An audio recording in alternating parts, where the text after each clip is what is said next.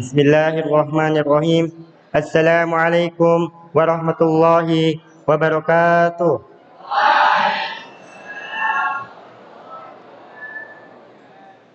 Innal hamdalillah nahmaduhu wa nasta'inuhu wa nastaghfir wa na'udzu billahi min shururi anfusina wa min sayyiati a'malina.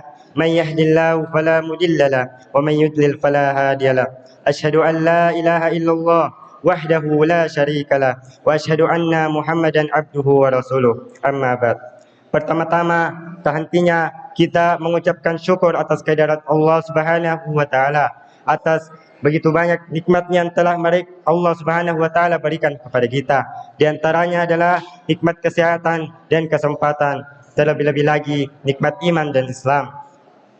Salawat dan salam tak lupa kita kirimkan kepada baginda Nabiullah Muhammad sallallahu alaihi wasallam.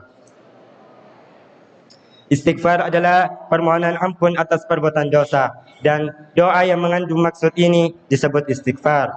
Imam Al-Qurtubi menyebut perkataan ulama bahwasanya istighfar yang dimaksud adalah istighfar yang melepas simpul keangkuhan dan berasal dari hati sanubari, dan bukan hanya ucapan lisan dan dapat menghilangkan kerasnya hati. Adapun bagaimana jika ada seseorang yang hanya mengucapkan aku beristighfar kepada Allah Subhanahu wa taala, akan tetapi hatinya masih bersikeras untuk melakukan kemaksiatan kepada Allah Subhanahu wa taala, maka istighfarnya masih membutuhkan istighfar. Diriwayatkan oleh Al-Hasan Al-Basri radhiyallahu an, beliau berkata, istighfar kita masih membutuhkan istighfar. Hadirin yang insyaallah dirahmati oleh Allah Subhanahu wa taala, Imam Al-Qurtubi memberikan komentar ucapan ini. Dikatakan Imam Al-Hasan Al-Basri radhiyallahu an pada zamannya. Bagaimana pada zaman kita, di mana manusia berkuban dalam kezaliman dan kemaksiatan, tergila-gila dan tidak mau berhenti dalam kezalimannya.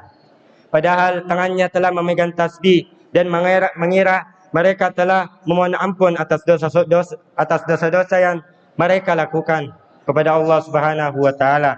Padahal mereka telah melakukan sifat isti'za, yakni mengolok-olok agamanya sendiri atau meremehkan agamanya sendiri.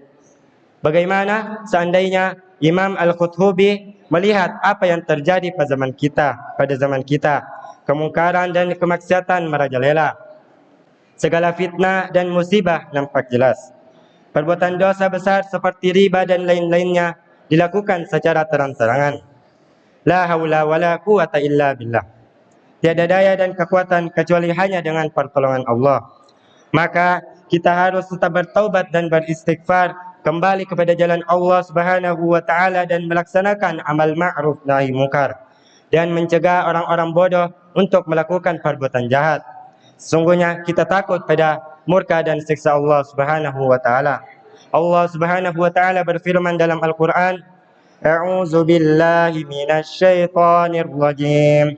Wallazina idza fa'alu fahishatan aw zalamu anfusahum zakarullah fastaghfiru li dzunubihim wa man yaghfiru dzunuba illa Allah wa lam yusirru ala ma fa'alu wa hum ya'lamun. Yang artinya, dan juga orang-orang yang apabila mengerjakan perbuatan keji dan menganiaya dirinya sendiri, mereka ingat akan Allah lalu memohon ampun terhadapnya dosa-dosa mereka, dan siapa yang akan mengampuni dosa mereka selain Allah Subhanahu wa taala, dan mereka tidak meneruskan kezalimannya dan perbuatan kejinya itu sedang mereka mengetahuinya. Quran surah Al-Imran ayat 135. Hadirin yang insyaallah dirahmati oleh Allah Subhanahu wa taala, apabila berbuat salah, mereka segera bertaubat dan beristighfar atas dosa-dosanya dan kembali kepada Allah Subhanahu wa taala, serta tidak terus bergeliman dalam kemaksiatan. Mereka itulah orang-orang yang akan dibalas oleh Allah Subhanahu wa taala, yakni ampunan atas dosa-dosa yang mereka lakukan dan pintu surga terbuka atas mereka. Imam Ahmad meriwayatkan dalam musnadnya dari Abu Sa'id Al-Khudri radhiyallahu an, Rasulullah sallallahu alaihi wasallam bersabda, iblis berkata, "Ya Allah, demi keagunganmu, aku akan menggoda hamba-hambamu selagi nyawa mereka masih di dalam kandung badan." Dan Allah Subhanahu wa taala menjawab, "Demi keagungan dan kemuliaanku, aku akan selalu mengampuni mereka selagi mereka memohon ampun terhadapku." Mungkin hanya ini yang sempat saya sampaikan, kurang dan lebihnya mohon dimaafkan. Wassallallahu ala nabiyina Muhammad, summa assalamualaikum warahmatullahi wabarakatuh.